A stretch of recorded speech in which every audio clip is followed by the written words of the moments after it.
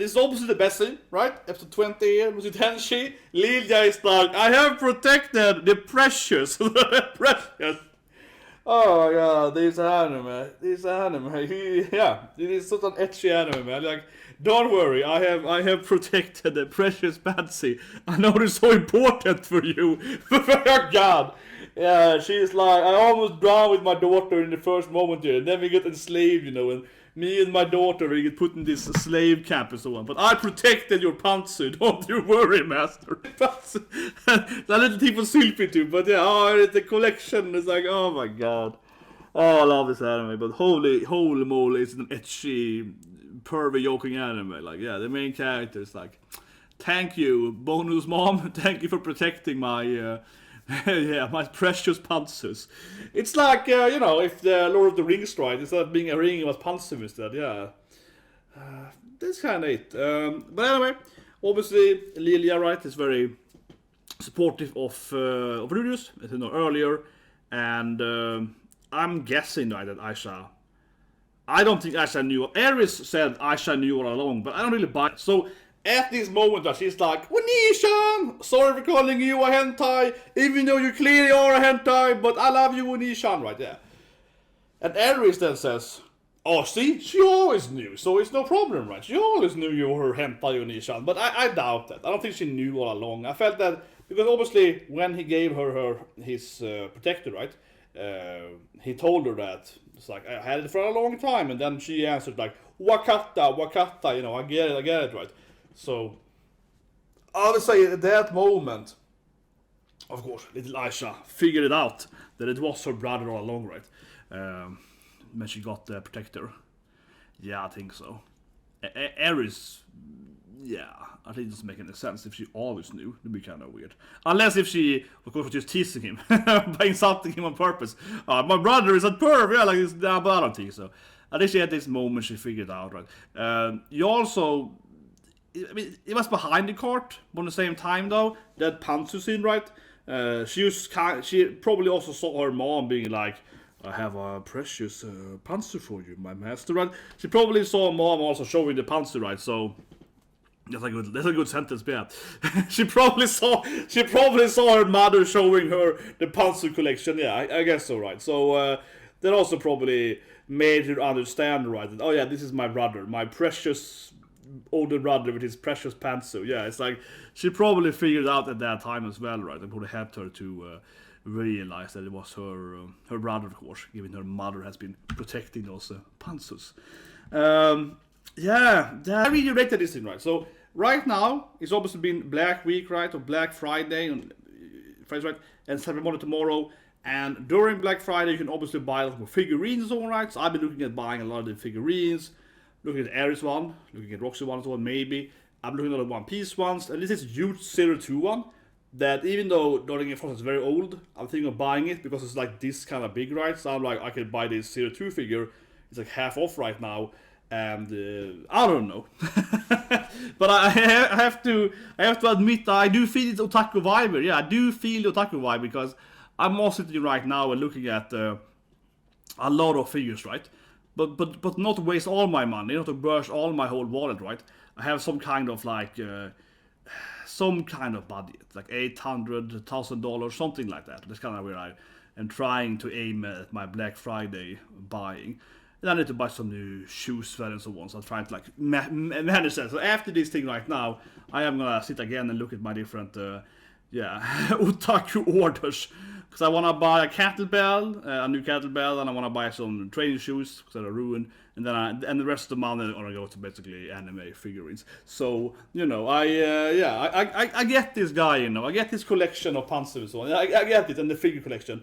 But yeah, I mean, I think the scene is obviously very otaku, right? Who's the great otaku figure creator? But the scene actually with the mole was really good. It was like, oh, I removed the mole here. So, you know, I removed the Roxy mole. Like, what? You removed the mole? But that's the perfect thing. She's hiding. It's like a third nipple. She's trying to hide it. And he's like, oh, I haven't realized. I haven't realized the flaw. You know, it's... it was a good point, right? Because obviously sometimes you find these figurines where they might add or change something, right? But of course the figurine is supposed to be as authentic as possible. Certainly so. If a girl has a, you know, fang or whatever, right? You gotta add it on the thing as well, right? Absolutely. You can't like perfect it too much, right? There's a lot of figurines you can buy these days where they kind of etch them up, right? There's a lot of figurines where they usually not perhaps then how I say it released by how I say it, an official company, right? Yeah, where they kind of like, oh, let's make the boobs twice as big or whatever, right? You can find them a lot. Like as I just mentioned, I've been going over a lot of different figurine shops, right? Again for Black Friday just now, right? And there's a lot of them that has a Demon Slayer. And then they have Nesco, of course, you know, the motto in Demon Slayer. And I mean, Nesco is like a tiny little girl, right? But if you look at the figurine of Nesco, she's like badunk, right? It's like, yeah, it's like triple, four, it's like quadruple up by size on those Nesco figures. I'm like, you know, I really remember that from the anime, right? So for me personally, I at this point, because I do feel like Rudeus, right? If I'm gonna buy like a Nesco figurine, it's gonna be a real figurine, you know, that actually is her body. I don't wanna buy a figurine where she's like a freaking, you know, MILF with like quadruple, penta, up by size, right? To me, it's just weird. It's like another character, right? There's another character. It's not following her body. So yeah, I think it's a great scene actually. Very, very cool, nerdy otaku scene, right? Who's the greatest otaku? But I think it made a lot of sense. Yeah, he's like, oh, you can't perfect the body, right? You shouldn't give her a bigger oppas or whatever, and so on, right? It should be the authentic, you know, size and everything, right? That being said, though, one thing I do personally like with figurines is when you have, for example, I don't want to spoil too much here, but it's a good example. You can find like in One Piece, you can find like a baseball Nami, right? And there's some sketches now on like a Yamato baseball character. I like that, right? You know, we can change the character into like another setting, right? Instead of being a pirate, they're playing sport or whatever, and for example, then Yamato has a bat as a fighting weapon, right? So making her into a baseball girl, yeah, it makes sense because she has a bat already, right? So making her into a batter, that makes sense, right? And usually what you see with anime figurines is at first, right? They do the authentic, like this is Roxy, right, in her normal clothing, and then we're gonna see maybe next year we're gonna have Roxy as like, I don't know, this and that, right? So Mushoku Tensei right now has, you just kind of started having figurines, right? There's like 2-3 Eris figures, there's like 1 or 2 Roxy figures, right? So you kind of have to see the authentic clothes and so on, right? And probably next year or so we're gonna see different, like, oh, here's Eris playing soccer or whatever. That's gonna kind of come later, right? But yeah, I think it's a great scene. Of course, it's kind of silly how he immediately is like, oh, I'm gonna free you, stupid Pax. I'm gonna go kill him, and you know, it's fine, yeah. Like, that being said, though, that scene was pretty. He was like, you know, sort of putting his head off, right? And he was holding off there. His Pax Roxy desire was so strong that he managed to at least last like 5 minutes or so. Yeah, he was like, you can't kill me, brother. I need my Roxy.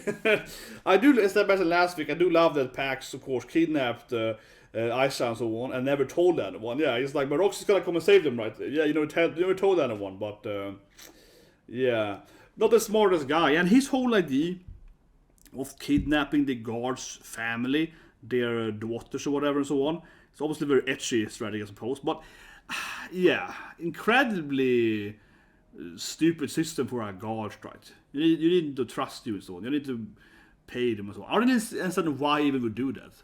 I guess he did kind of try to fight his brother, I suppose, right? Yeah, but still though, it's like, I mean, they're gonna betray you as soon as they can, right?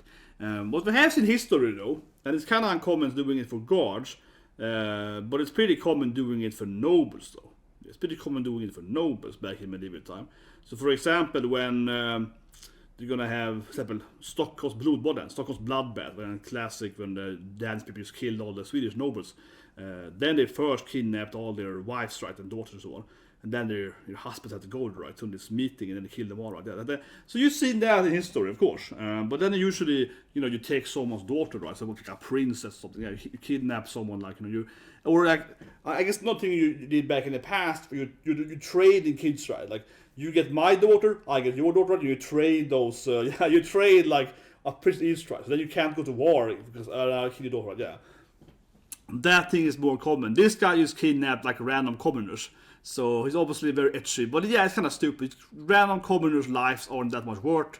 He just makes them kind of trust you or force to work for you. But as soon as he is the scene, right, Ginger is like, please kill him. Yeah. As soon as they have the scene, you're gonna just ask them to kill them, right? That doesn't really matter so much for them. So, not the smartest character in the book, but immortal scene. It does feel like Aisha loves him more now than Norn, right? Norn was like, stop bullying Dad! And then she kinda like, okay, you made Dad fix your... his beard, right? And she kind of left him. I guess she kind of liked him after he made Dad get happy, right? But still, I feel Aisha has more like, yeah, my brother's a hero, the hentai hero, but he's a hero. But Norn is like, I guess he's nice, yeah. So, I feel Aisha is probably favoring her more than Norn does, right? Probably. And he didn't give Norn anything either. Yeah, honestly, I feel Rudeus now is definitely favoring his one sister here, because she get a gift, right? He saved them, and they had that little moment and so on. Where Norn was like, yeah, I hate you, and she didn't get shit. Yeah, she didn't get anything. She didn't get a gift. She got no present. She got no like lesson. He's just like kind of on the side of him fighting his father, right? Where Aisha actually interacted with him a lot more. So I think Aisha is a lot ahead of them in that like a family. In the family, though, certainly so. Poor Norn, man. No, I realize now that Norn got kind of like she didn't get anything. And we're going to the best. Maybe we can't forget this scene though. Like, let's end on the best note though. Of course, Lilia knows what her what her master was. Oh, I love this anime. It's such an etchy anime. Holy shit, man. Like, she's just like, it's your birthday. Touched by oppas. Big oppas, yeah. You haven't changed. I love this anime. Yeah. Good present from her. Shows him the Pantsu collection, and it's like, here's your birthday present. Big oppa. Yeah. Like, yes. Thank you, Lilia. Thank you. Well, guys, that was Mushoku Tensei. Scratch it on, and certainly, right, like I did earlier, like when I made it short or so on, right? Yeah, I'm gonna probably do some videos on those figurines actually. We'll see what I get, but it's been, I've been sitting now seriously for the last, mostly I guess this week, right, looking at different figurines and so on, right? So I wanna buy some new stuff. I already ordered 2 hen figurines on single days. I bought a Bible bag figurine, so because who's read Bible bag, right? So you know what I'm talking about. Yeah, Bible bag is iconic hentai, right? So I was like, I need to buy a figure of Bible bag because it was like on sale, and I was like, man, that's like this old school classic stuff, right? So I bought that. Bought another Futa figure. I collect, of course, Futa figures, right? Because who doesn't want Futa figures, right? I can show you my biggest Futa figure, which is of course way over here. Before I end it here again, I can show you my biggest.